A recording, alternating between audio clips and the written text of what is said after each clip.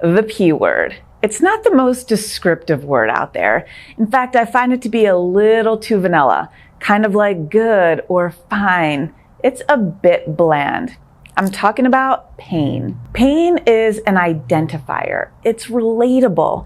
The word pain is commonly understood, and yet our relationship to pain is about as unique as it gets. The way that pain is perceived, interpreted, managed, felt, experienced, held onto, or let go of is highly individualized.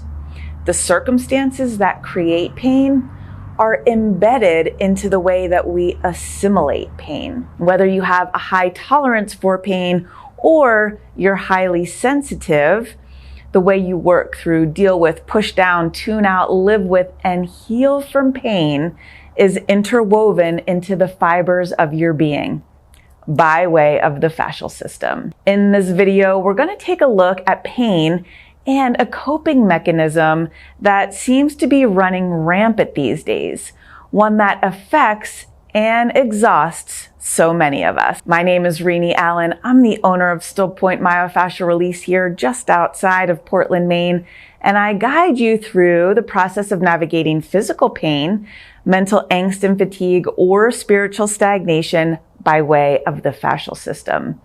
Understanding the importance of fascial health is an eye-opening education that will give you some powerful tools to soothe what ails you so that you're better able to lean on your body's wisdom as you journey through this modern world and feel better doing so. And if you haven't heard, I have a newly released Myofascial Self-Care video series for the hips. So if you're tight through the hips, through that backside, or if you've got a pain in the butt, if your legs get heavy and tired and your feet are always kind of sore, be sure to check out that link in the description below. It's stillpointmfr.com/fascial hips. It's a self-paced, guided myofascial experience to help loosen up and find some fascial freedom as we focus on techniques for the hips and for the lower body. If you deal with pain through the backside and through the hips, definitely check out that new video series. You'll want to give it a try. So when I'm talking with in-person myofascial release clients or students for my online programs, physical pain is almost always part of the conversation. But it's not like it's the main character of the story when we start to dig beneath the surface. Because pain is not vanilla. It's not bland, it's not simple, and it's definitely not one size fits all. It's a complex part of your being that wants to be better understood. Pain is a competent attention grabber because it's capable of stopping you in your tracks. So think about it. Pain sells, it captivates, it turns your head. And when you see that metaphorical train wreck, it makes you ooh and wince and turn away, but not really, because we can all relate and because it makes us feel. Whether it's yours or somebody else's, pain makes you feel. And we're feeling creatures. We have this sense of recognizing that we're alive when we're able to feel. Have you ever noticed these days we're toggling frantically between feeling too much and feeling nothing at all? We're constantly looking to strike a balance that lies somewhere between overstimulation and completely numbing out. We want desperately to feel, and sometimes that requires us to overdo, over-caffeinate, over-exercise, overeat, overspend, overachieve.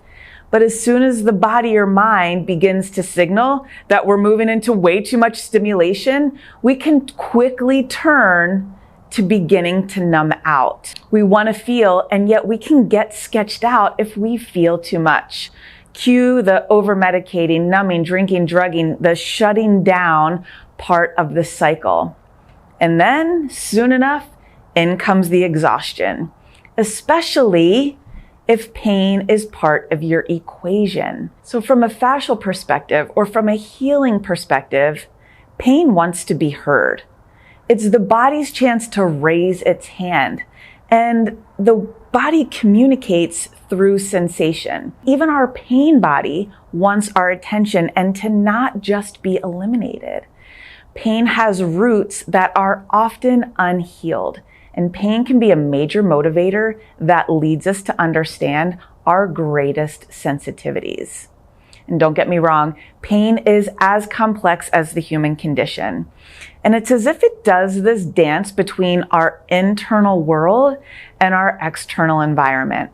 There is some good news. Therapeutically speaking, the fascial system is uniquely positioned to be able to turn up sensation in times when you are desperate to feel, and equally capable of turning down the inner chaos when you're feeling way too much. When you engage the fascial system, you can turn that sometimes super bland vanilla description of pain and tease it out a bit. Does it hurt or pull? Does it burn or ache? Is it dull or sharp? Can you put your finger on it, or is it more elusive? Is this sensation in your body, or do you feel it more in your emotions? Is it familiar? Can you trace its roots? Do you know the cause? Can you make it worse, or can you ease it? Is it better in the morning or at night? Does it get triggered? Can it be recreated?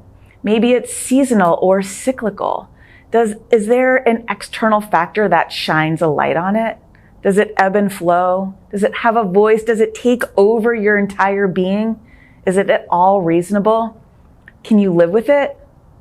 Can you live without it? In the process of releasing the fascial system, you can spend time with pain in a therapeutic manner where you can get to know it more intimately in a way that allows you to smooth out the high highs and the low lows. You do not have to toggle between overstimulation and being zombied out. So if you don't have fascial habits or routines that help you stay centered, grounded, more even-keeled, don't hesitate to begin.